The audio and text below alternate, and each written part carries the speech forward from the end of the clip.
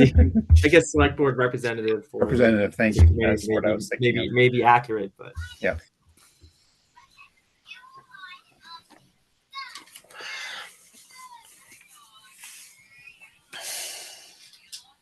All right, you guys are all set. Yeah, you're in the Sandy. Thank you.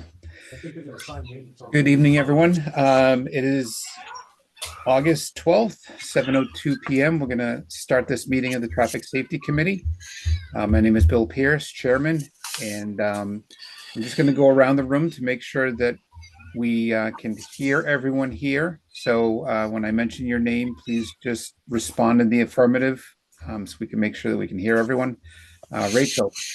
Here. Kate. Here. Chris. Here. And Scott Charpentier. I'm present. And our new select board representative, Jonathan Wright. Present. Thank you. Kaylee, we have Josh Van Houten. Yeah, I'll bring him in. Right, thank you, Bill. Yep.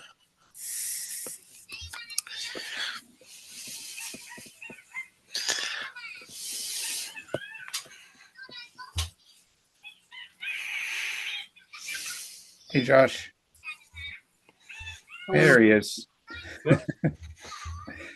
Okay. We have a really quick agenda. Scott, I noticed you have a new item here, posting speed limit signs on Fay Lane. Yeah, Josh was working with the resident on that one. But Tom, unfortunately, Sergeant McDonald's not here. The PD would probably be helpful on this one. But Josh, you want to go over the Fay Lane resident? Yeah, one of the residents, they had some complaints. People come down from 290, they take the left off of Church Street, and they go through that neighborhood to cut through. It's a pretty good cut through to get to some of the other streets in the interior of that neighborhood. They say the people are driving pretty fast. They requested that we just put some speed limit signs, one as you enter Fay Lane from Church Street, and probably one in the other direction as well. In order to do that, we'd have to do some traffic counts and some other things like that. I know we recently talked about the speed limit in town and lowering it to 25 for all the residential areas. So currently the speed limit sits at 30 for residential areas. So I don't know if this is something that the committee wants to look into as far as doing traffic counts and possibly putting up new speed limit signs. There may be some other options that we can look at that we can do quicker if we were to do traffic counts and signs that may take a little while.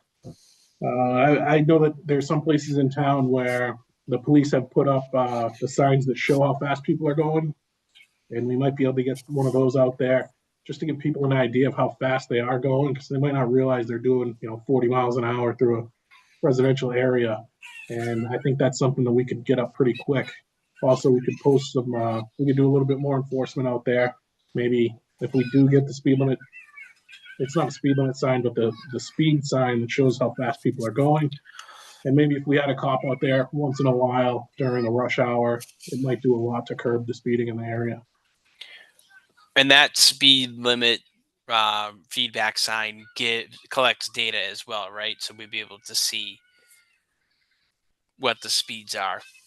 Yeah. Yes, it'll report what speeds you've seen down the roadway. I'd be surprised if speeding is really that big of a concern on Fay. It's such a short road. The roadway surface condition isn't freshly paved, so it doesn't really promote speeding. I think Sergeant McDonald would have a lot of input on, what he's seen out there. I believe it's the same resident who brought up the no parking suggestions on the other side of Fay Lane. So it may be just a perspective from one resident, but we're happy to let Tom, Sergeant McDonald know. Hey Scott, we got stop signs at the end of Valentine, at the end of Fay on both, so traffic is coming to a complete stop before accelerating again. Yep. Well, maybe not so much from Church on the Fay, because it probably won't be a stop when you're coming that way. But okay, no, you're taking up a hard to actually more than a 90-degree turn there. So they should come to close to a complete stop. The on Valentine, I don't believe it's stop controlled. It is not. So leaving Valentine onto Fay is not a stop controlled intersection. But theoretically, a car is probably stopping to see Yeah. who's coming. But if there was a stop sign, the car would be required to fully stop and may change how fast the car goes from Valentine to Fay if that's part of the problem. Correct. And I'm not sure that intersection would meet the MUTCD warrant for a stop sign. Okay. We can evaluate it. The select board has authority to approve stop signs throughout the town. They have in prior years they've approved stop signs that weren't warranted. The four-way at Summer and School certainly is an example of where a four-way stop sign was not warranted. But they have the authority to do it. So we're happy to review the MUTCD for that stop control and talk to Sergeant McDonald about whatever PD can do to kind of help give this committee some more information, or maybe the resident. Yeah, I was gonna say, I think if we could get that speed feedback sign out there, it's probably the first step in the process to see if, how fast our car's really going. Is it really worth, that type of speed study to get the signs up? Yeah, I was going to suggest the same thing that, let's gather some data first, right? So if we can, if the PD can use that data, gather that data, then, that'll give us a little bit better understanding of what the real issue is. What does everyone else think? I agree, but I think it's a good idea to look into the stop sign issue too, because we did that at some point last year with some intersections, and I don't think that was on our list. No. Friday and Valentine. So might be worth looking into that too. Okay. So, Scott, can you draft something up, or Josh draft something up for Sergeant McDonald, and just let him know to at least get one of those speed signs out there, and let's see what the speeds that people are actually going are. Okay. We do have that traffic safety website on our webpage on our website. They get through DPW, and it has prior sign requests as one of the topics. And I just drilled into it real quick. The MUTCD criterion for a stop sign warrant is the vehicular traffic volumes on the through street or highway exceed 600 vehicles per day. So the through street in this case would be Fay. And there's no way the end of Fay sees 6,000 vehicles. Another warrant would be 600 or 6,000. 6,000. He probably doesn't even see 60 going past Valentine to get to the Milton's property. It also could be warranted in the event that there's an obstruction of view, so you have to see it because you can't see without coming to a full stop. And then another one relevant to vehicle crashes, 5 or more within a 2-year period, which again I doubt that meets the warrant for this location. When you're looking at the end of Valentine Road, oh no, that's the street sign. I thought it looked like there used to be a stop sign. But you're looking at the end of Valentine Road, and I don't know. You're definitely coming to a cross street. You know what I mean? Like I would think that intersection would have a stop sign. We have a lot of intersections throughout Northgate. We discussed that at I think it was Thoreau and Madison Right. at one of our prior meetings, and it just doesn't meet the warrant. And again, the select board has authority to approve and enact stop controlled intersections without compliance with MUTCD, but those are the regulations we generally follow. Did the other intersection end up getting through to the select board and going through that process, or I forget where that one landed? No, we ended up determining the counts didn't meet it. I mean, I agree it's a rough intersection, a tough intersection, just because it's a humongous sea of pavement. It would really benefit from some revised curb lines for calming, because it's a lot of asphalt there. Yeah. Yeah. Or I think we even said at one point, maybe put a planting in the middle of it and make it a rotary. Yep, exactly. Right. Something to make people just realize it's not It's not a basketball court, it's an intersection. Right. Okay. Yeah, that intersection was to Longfellow and Emerson. Yep. I was Yeah. going to say it's when in you the first Poets turn area. off of 135, right? Right. Yeah. Yep. And Alcott kind of comes up on the other side there. Yep. Yeah.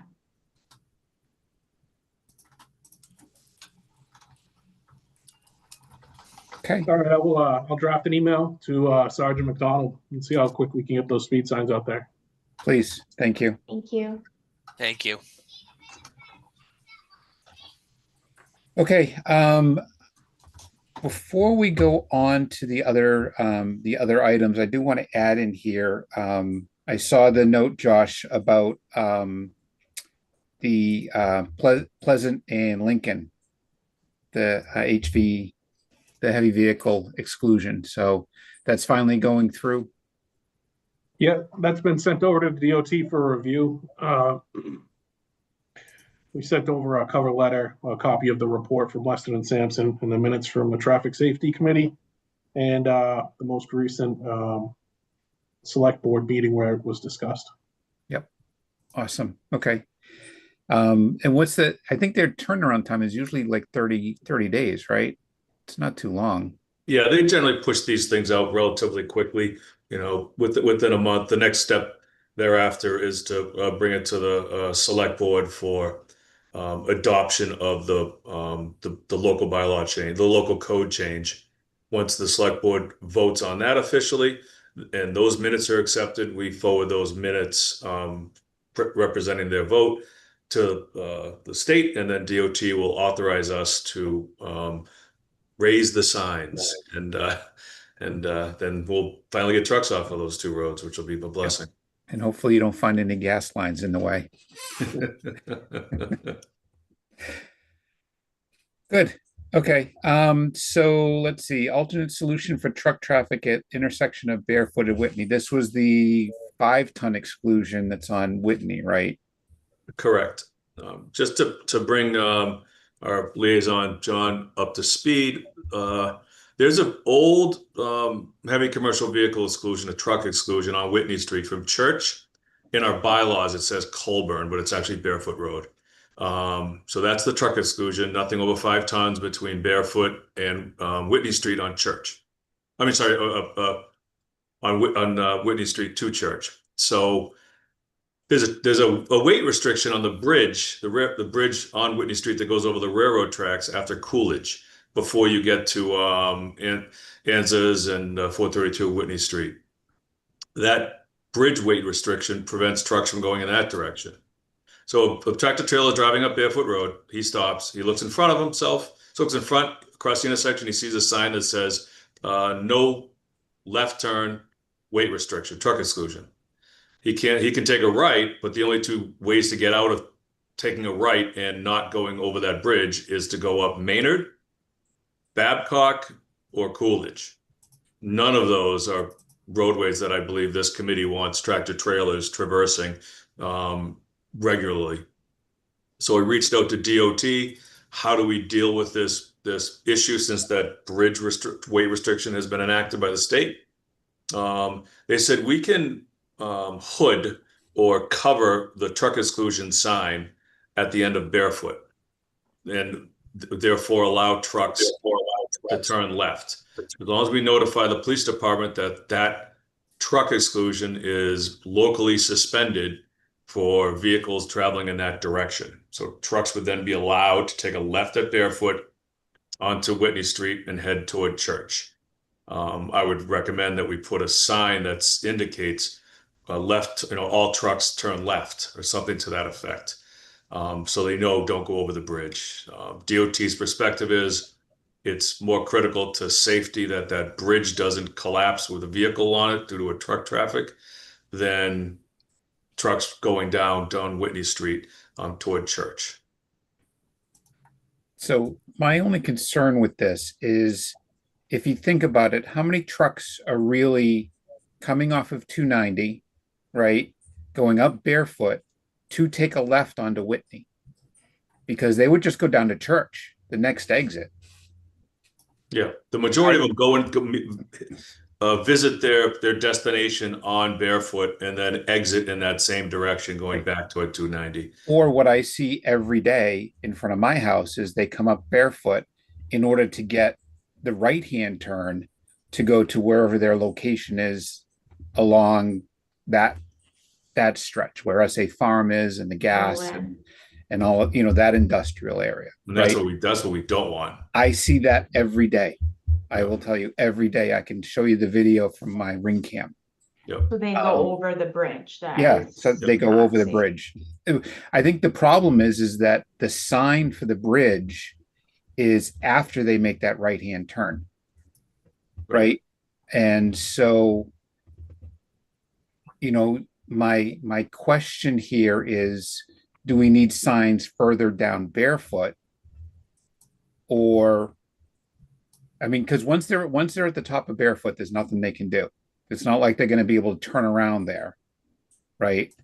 So we need to what I'm thinking is we need to dissuade them before they even get on barefoot. Bill, are they? Go ahead. I'm sorry. Is it local businesses that you're seeing that we can reach out to? I mean, I'm sure they don't want their truck drivers on a truck that could collapse on them. I mean, on a bridge that could collapse on them. The problem is it seems like they're independent. Yeah, so they're mostly delivering to these facilities. It's not like they're shipping out of them, and like Bill said, they're not employed by them. They're delivering things. Is that just to check for understanding, just to make sure I'm tracking? So is it concern the trucks on Solomon Pond Road going on a barefoot towards Whitney? No, well, yeah, they're coming up Solomon Pond. So let's say they get off at 290, right? They come up Solomon Pond and then take that right onto barefoot. Sure. Go up to the top, right? And now they can't turn left because of the weight restriction, and they can't turn right because of the bridge restriction. So now they're on Whitney and they can't turn right or left and they're trapped. Right, and they're trapped. And the problem is like I said, the sign for the bridge restriction is after they make that right-hand turn. So they've already made the right-hand turn and they're already heading down Whitney. And there's nothing for them. Yes, they could, go down Babcock, go down Stone and come back around on Coolidge and go back around.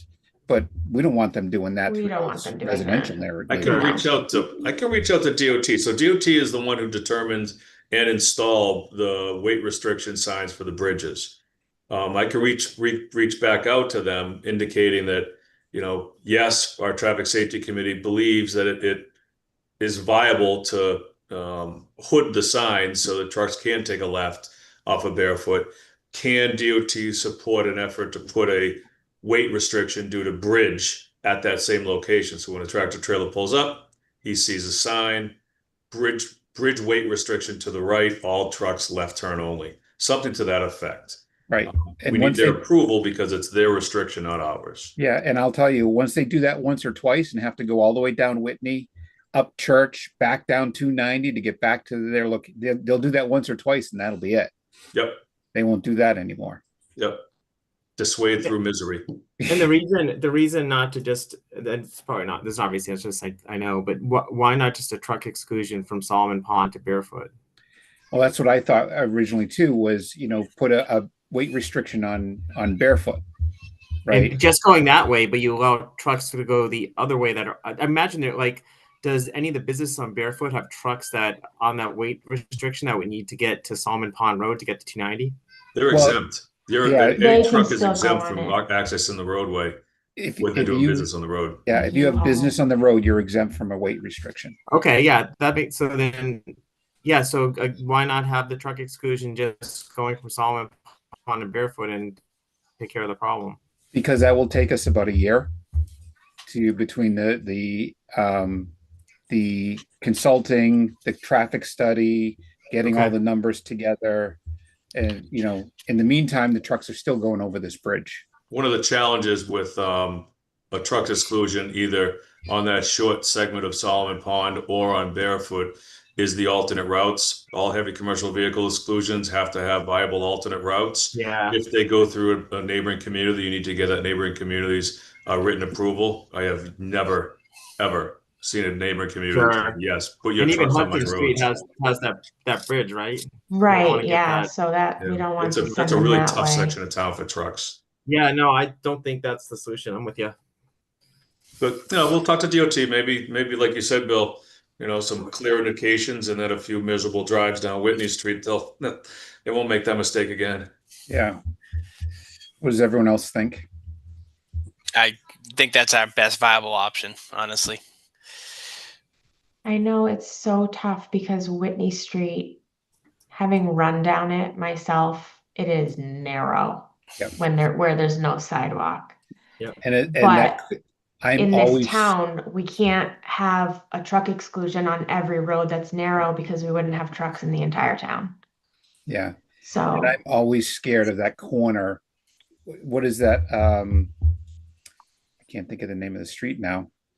You come down the hill from Lancaster. Barefoot, and it makes that sharp left, and there's a street right to the right there. And there's no sidewalk there. Lancaster Road. Lancaster.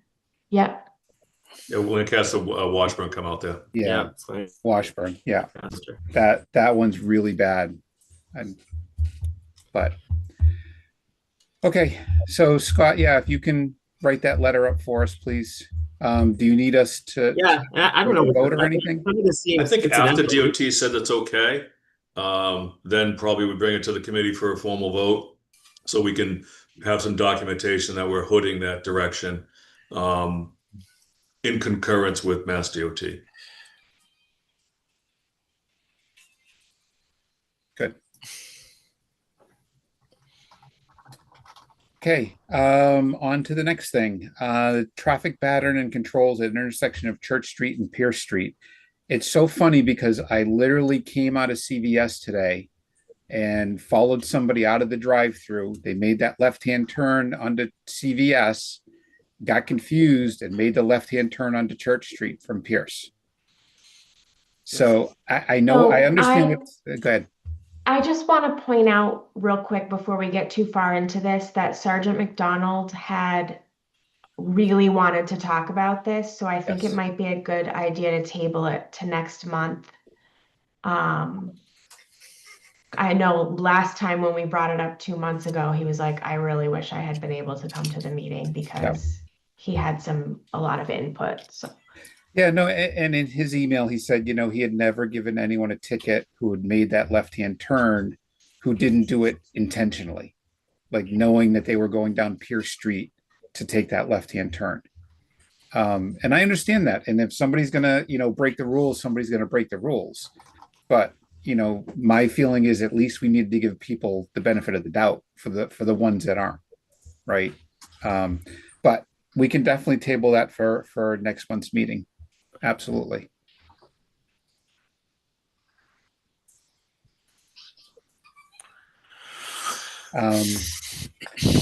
That's all I think we have. I don't think there's anyone in the attendees list. Is there anything else anyone wanted to bring up?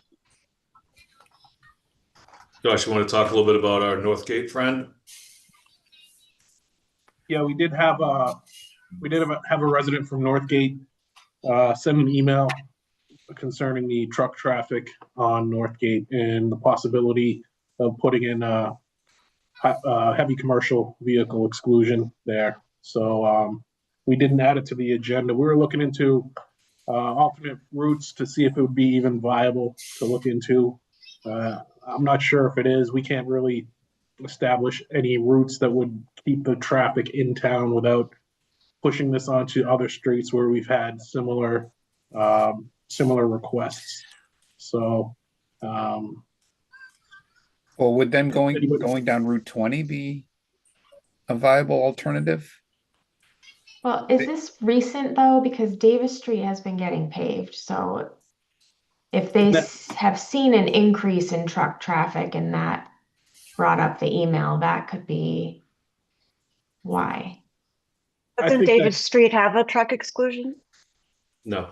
No, because the end of it is in just the little section does. Oh, okay. But Davis Street, the end of it goes into Westboro, so we can't have a truck exclusion there. Okay. Yeah, sure, Davis does. And Kate's correct. People have brought up the suggestion on truck exclusions on Davis. We've actually done counts years ago. Implementing before we implement it, or even consider implementing truck exclusion, I think it's worthwhile that, staff reviews alternate routes and sees if it's even a viable approach, because the process, as Bill was, leading toward earlier, it takes a while to get the counts. And then after that, it's another $10,000 for eight to $10,000 for a study.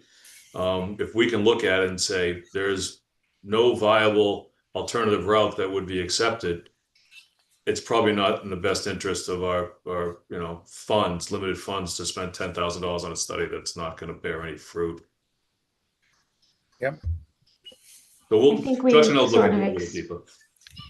I think we sort of expected this too after the recent truck exclusions. Right. Yeah, that was actually know. what prompted the email. The resident said, "Hey, I saw these great signs up on Summer Street. How do I get those on Northgate?" So, Yeah. Yep, that was to be expected. And Jonathan, we had a conversation a while back, and Scott was kind enough to make the statement that we can probably afford to do maybe one of these a year, right? So we really have to prioritize, unless the town wants to come up with additional funds. We really need to prioritize which ones we're going to do. Like Pleasant and Lincoln, I mean, that is fantastic that that's going in with the schools, and trucks just absolutely don't need to be on those roads. That makes sense. Yep. But Okay. Anything else? So I think our next meeting is the 9th of September. Is that right? sounds right. Yeah. Is there a pipeline, or is this kind of just take? Sorry, Jonathan, you're sort of breaking up. I think that was Chris. Is that Chris? My computer did go crazy for a second, but I didn't say anything. Oh, okay. I think Jonathan's frozen. Yeah, I believe so. Do we want to talk about pushing this back a little bit, or do you want to wait till we have Brian and the sergeant? We can chat about it now, and then I can always scheduling is one of the few things we can send emails out about. So given that Scott's and my schedule has sort of freed up a little bit now that the Blake Street thing is coming to an end, we wanted to ask if anyone wanted to go back to either 6 or 6:30. Yes. Yes, 7 o'clock is too late. Kind of. I'm an early bird. Well, especially if we start getting more and more items, right? I mean, we've had a couple short meetings, but yeah, 6 and 6:30 is a little tough for me with the little ones in bedtime. But I can try to make it work if that's what's better for everyone else. Okay. Jonathan, I think you're. I think I'm back. I froze. I'm on my phone now. Can you hear me okay? Yeah, I think you're still on your computer We too. can still see you too. I don't think so. Do you hear a double echo? Because I should have closed that. Do you hearing an echo or no? No, we don't hear it No. anymore. Yeah. So yeah, I don't know. It's tricky for me on Zoom, my work computer. Yeah, I'm interested in just learning more about the committee. This was helpful, and I'm sure there's an agenda of more things to look at. So it'll take a couple meetings for me to get sort of familiar with sort of what the rhythm is. And I always prefer anything earlier rather than later. Okay. I can do whatever works for you guys. I'm very flexible. Yeah. Okay. See you at 6:30, Chris. All right. We could put it, back to 6:30. So You might hear screaming in the background. So let's do this. I don't want to make it the next meeting. We'll keep it 7, right? Because we still have Bryce and Sergeant McDonald to check in with. So, but the plan is maybe in the October meeting, we'll look to do 6:30 unless somebody has a real issue with it. If that works for everyone. Good. Awesome. If there's nothing else, do I have a motion to adjourn? Do we do the minutes for? Oh, sorry, yes, minutes. For June. Thank you. So did everyone have a chance to look at the June 10th minutes? Any amendment requests or changes? I Okay, was not at that meeting, so I'm going to abstain. okay.